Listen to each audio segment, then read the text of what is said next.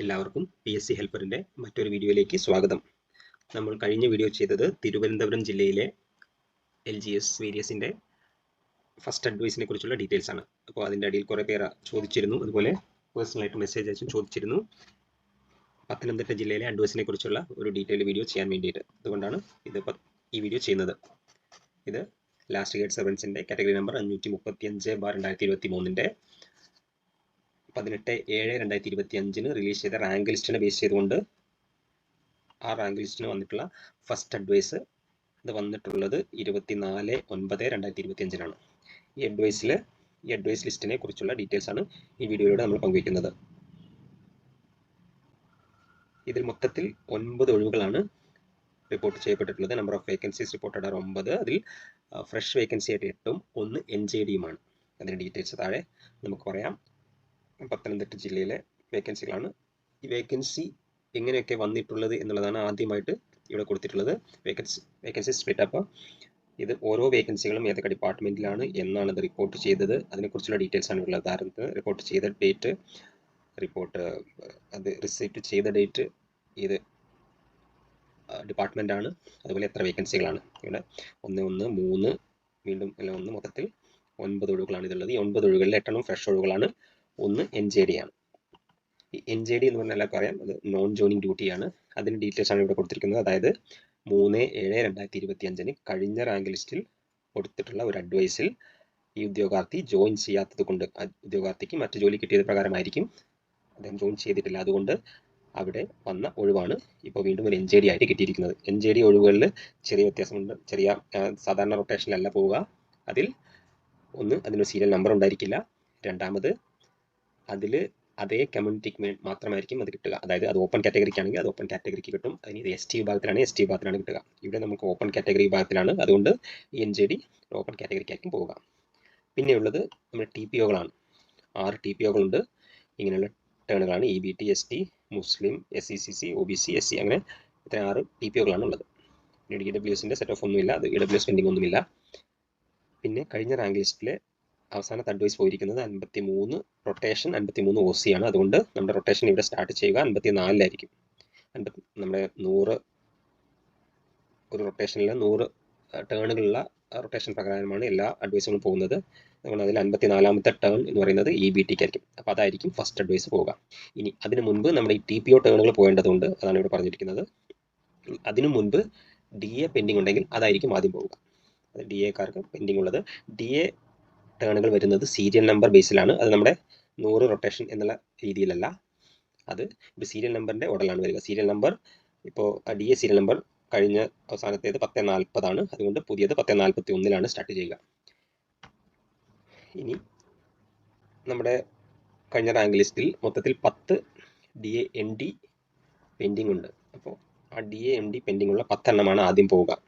നമ്മുടെ rank list പരിശോധിച്ചാൽ നമ്മുടെ റാങ്ക് ലിസ്റ്റിൽ നമുക്ക് മൊത്തത്തിൽ 22 DA കാറ്റഗറിയാണുള്ളത്. മെയിൻ ലിസ്റ്റ് 400 പേരും, സപ്ലിമെൻ്ററിയിൽ 406 പേരും, DAയിൽ 22 പേരാണുള്ളത്. ഈ DA തന്നെ MDയിൽ നമുക്ക് 6 പേരാണുള്ളത്. അപ്പോൾ കഴിഞ്ഞ റാങ്ക് ലിസ്റ്റിൽ 10 എണ്ണം പെൻഡിങ് ഉണ്ട്. അപ്പോൾ നമ്മൾ 6 എണ്ണമേ ഇപ്പോൾ നമ്മുടെ റാങ്ക് ലിസ്റ്റിലുള്ളൂ. അങ്ങനെ ആ 6 എണ്ണം ആദ്യം കൊടുത്തിരിക്കുകയാണ്. 1 MD 2. ഇനി ഇവിടെ കൊടുത്തിരിക്കുന്നതാണ് ഈ സീരിയൽ നമ്പർ, അതായത് സീരിയൽ നമ്പർ 1041. അത് ഈ സീരിയൽ നമ്പറാണ്.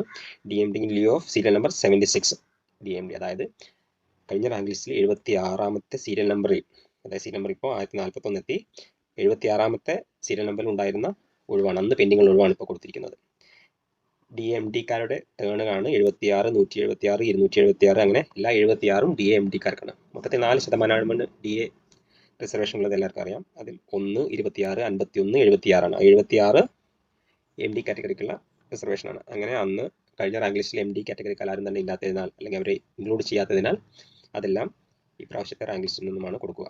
അങ്ങനെ മൊത്തം 6 എണ്ണം കൊടുത്തപ്പോഴേക്കും നമ്മുടെ റാങ്ക് ലിസ്റ്റിലുള്ള 6 MDക്കാർക്കും അഡ്വൈസ് പോയി.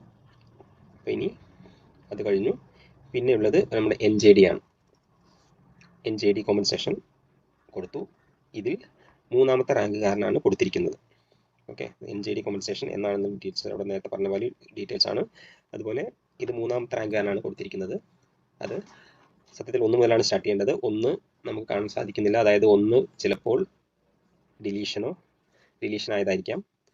പക്ഷേ 2 ഇവിടെ പാസ് ഓവർ ആയിരിക്കും. അതായത് ഇത് മെയിലിന് വേണ്ടിയിട്ടുള്ള പോസ്റ്റാണ്.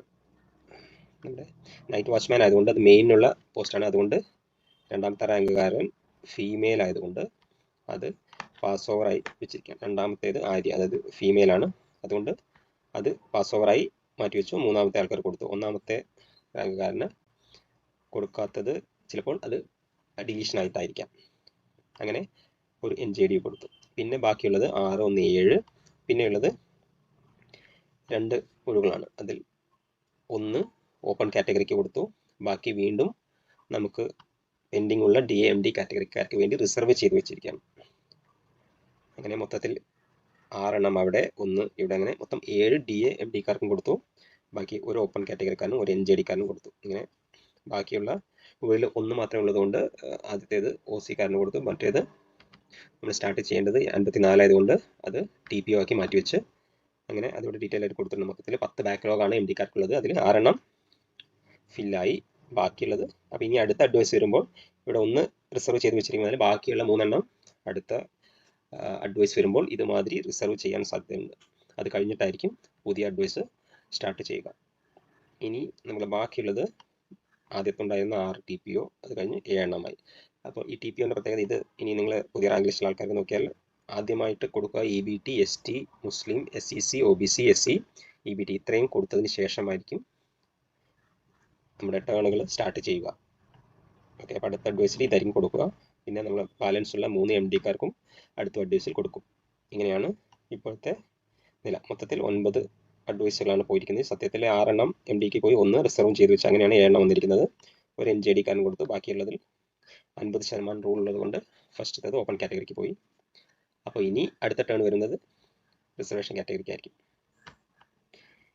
ഇത്രയുമാണ് ഈ അഡ്വൈസിനെ കുറിച്ച് പറയാനുള്ളത്. ഇനി നമ്മുടെ മൊത്തത്തിൽ ഉണ്ടായിരുന്ന 22 DA കാറ്റഗറിക്കാരിൽ MDയിൽ ഉണ്ടായിരുന്ന 6 ആൾക്കും അഡ്വൈസ് പോയി. അപ്പോൾ ഇനി ബാക്കിയില്ല. ബാക്കിയുള്ള ഇത് അവരുടെ ടേൺ വരുന്നതിനനുസരിച്ച് DA കാറ്റഗറിക്കാർക്ക് അഡ്വൈസ് പോകും. DA ഒന്നും ഇനി പെൻഡിങ് ഇല്ല. MDക്കുള്ള ഒരു 3 എണ്ണം കൂടി കഴിഞ്ഞാൽ പിന്നെ ഒന്നും പെൻഡിങ് ഇല്ല. പിന്നെ അവരുടെ ടേൺ വരുന്നതിനനുസരിച്ചായിരിക്കും അഡ്വൈസ് പോവുക. ഇത്രയുമാണ് ഈ അഡ്വൈസിനെ കുറിച്ച് പറയാനുള്ളത്. ഇനി എന്തെങ്കിലും സംശയം ഉണ്ടെങ്കിൽ നിങ്ങൾ അടിയിൽ കമൻ്റ് എഴുതി ചോദിക്കുക.